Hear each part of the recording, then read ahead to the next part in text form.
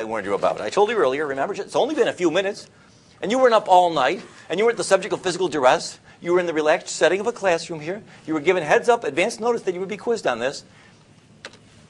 Question. We'll start with a couple of easy ones.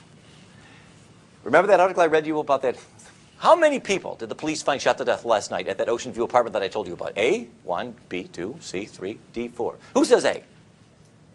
B. C. Get this, so get that with a camera. Move that camera around. Look how many hands we've got there for C. Okay, D. You're all wrong.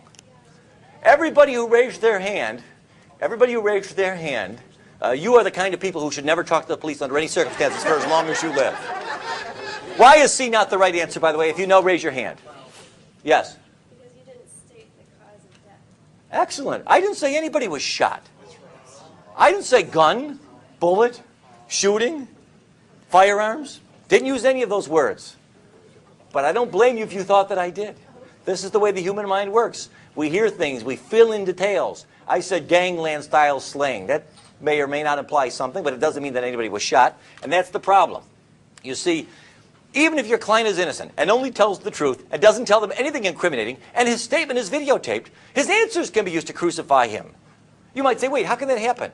I insisted, at my insistence, I called the police and I said, look, if you want to talk to my client, you can talk to him, but only if you videotape the whole thing. I don't want there to be any debate between the two of you over what happened. Okay, we'll videotape the whole thing. If the police don't recall their questions with 100% accuracy, he'll be convicted on that statement alone. For example, suppose a man goes to the police, they say, we're investigating a possible murder, a shooting. And the guy says, quote, I don't know who killed Jones, Officer Brook, with all due respect. It wasn't me. I've never touched or fired a gun in my life. How can that help incriminate this man? How could that possibly be used against this man to help convict him? You would think it's inconceivable. But it's as easy as pie. All the officer has to do is read this statement to the jury, and then the prosecutor says, Officer Brook, was there anything about that statement that confused you or surprised you? Yes, there was, he says, in a moment of sinister, high drama in the courtroom. And what was that? And then Officer Brook turns to the jurors and he says, I never said anything about a shooting. I said we were investigating a murder. He was the one who brought up a gun. Then you turn to your client, and your client says, that's not true, that's not true. I remember he was the one, or one of the cops. I was with them for 3 hours. One of them in the car said something about, they said they had a witness that I was the shooter. Okay, I'll put you on the stand. And then your client testifies, no, they did tell me shooting. They mentioned it before I said anything about a gun. They brought it up first. And then the police said, that's not true. And now what? It's your word against theirs? For what? You're gambling with your client's life. And police officers can very easily make a mistake like that, just as so many of you did just a few minutes ago, about whether you recalled having heard me say something about somebody actually being shot. Police make mistakes, innocently, inadvertently, unintentionally. Any statement, no matter how exculpatory it may seem on its face, can be used to crucify you all by itself if the police are either willing to lie, not likely, or if they just have an innocent misrecollection of the details as to what they did and did not tell you before you told them what you said. All of these, by the way, all of these problems disappear if you take Justice Jackson's advice and say, thank you very much, officer, but no thanks. How about this one? Here we go. Now, here's the most surprising of all. I've saved the most surprising one for last. Let's suppose you've got the following scenario. Your client's thinking about talking to the police. He acts like, he says, I've got nothing to hide. They think that I killed somebody in Virginia Beach last night. Well, this is what your client tells you in confidence. I don't know who robbed that store. It wasn't me. In fact, I've got a pretty good alibi. I wasn't even in Virginia Beach that night, last night. I was 4 hours away visiting my mother in the Outer Banks. Unfortunately, no, I did not pay for gas with a credit card. I used cash, and so I've got no witnesses that can prove I was there except my word, and of course, Mama, for what that's worth, which is nothing. So your client says, so the police want to talk to me, and I want to seem cooperative, so what I'll do is I'll tell them that I was in the Outer Banks last night. Now, there's nothing on its face incriminating about any of that. Let's assume, by the way, that you believe with all your doubt, you've given your client a polygraph exam. You've known him for years. You've been going to the same Bible study for 30 years. You know beyond a shadow of a doubt that he's telling you the truth. And he's not admitting anything. He's not admitting motive. He's not admitting opportunity. He's not admitting that he was there. How on earth could this come back to haunt us? How on earth could this come back to be used against us? Be honest. Raise your hand if you really think the answer to that question is, I can't see how it could possibly be used against me. You're afraid I'll call on you, right? I won't call on you. Well, you're wrong. You're dead wrong. You're always wrong. Everything you say, every time you talk to the police, you will regret it. You see, the problem is, here it is. This is the last point. I think it's almost, even if your client is innocent and only tells the truth and doesn't tell the police anything incriminating, and the entire interview, questions and answers are videotaped, Even his truthful answers can be helped to use crucify even an innocent man. If the police, through no fault of theirs, end up in the possession of any evidence, even mistaken and unreliable evidence, that anything your client told them was false, even if in fact it was true. Again, going back to this example from a moment ago. Let's suppose I go ahead and I meet with the police. I think I got nothing to hide. I tell them, I was in the Outer Banks last night, officer. How can that be used to convict me? By itself, it cannot. It cannot help at all by itself. But what if I later find out, to my horror, after I put my cards on the table, that they've got a witness, a girl that I went to high school with, an unimpeachable witness. We've never been enemies. She'd have no reason to lie. She swears she thinks she saw me in Virginia Beach last night, a couple of blocks away from that store, about an hour before it was robbed.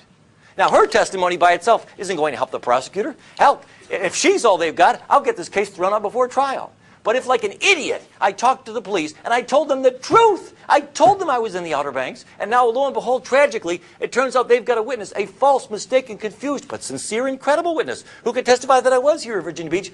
Now they're likely to get a conviction. Because what they'll do, I've just turned this cop and this woman into the government star witnesses. They'll put Officer Brooke on to testify about how my client lied to him about being in the Outer Banks, and then they'll put on this girl who otherwise would have not even helped with their case at all, who will testify, no, that's not true. That was a lie. I saw Mr. Duane's client here in Virginia an hour before the robbery, not so far from the store. By herself, she would not have helped the government in any significant way. But what I have just done, you see, is given them the other part of the puzzle. And now I'm doomed. Just ask them. I close with this example. Here we have a couple of recent celebrity examples of why it is that even people who admit nothing always end up denying it. They always end up regretting it. On the left, we have Martha Stewart. She was the subject of an extensive government investigation that was looking into the possibility that she was guilty of violations of certain federal laws, securities laws, fraud kinds of things. They couldn't pin that on her, but they were able to get a conviction because she denied it. Talking to the police and later to some of the shareholders, she said, no, it's not true. I was not guilty.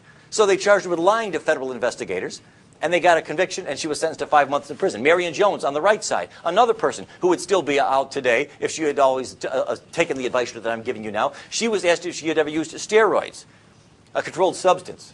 And instead of taking the fifth, she said, no, I never took steroids when I won those Olympic gold medals.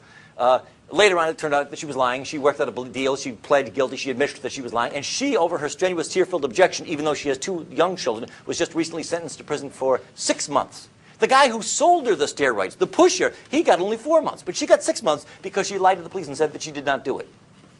You see the problem. Michael Vick, who recently pled guilty, as you know, to these charges with respect to the operation of this dog combat sort of operation at his home. At sentencing, like many other criminal defendants, even though he eventually pled guilty at sentencing, one of the reasons his sentence was a little harder than it might have otherwise been, the judge said, was because when he initially met with the police, he lied to them and said, I didn't do anything. I didn't do it. I don't know what you're talking about.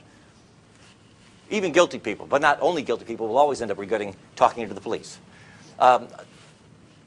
So my advice to you, Justice Jackson was right.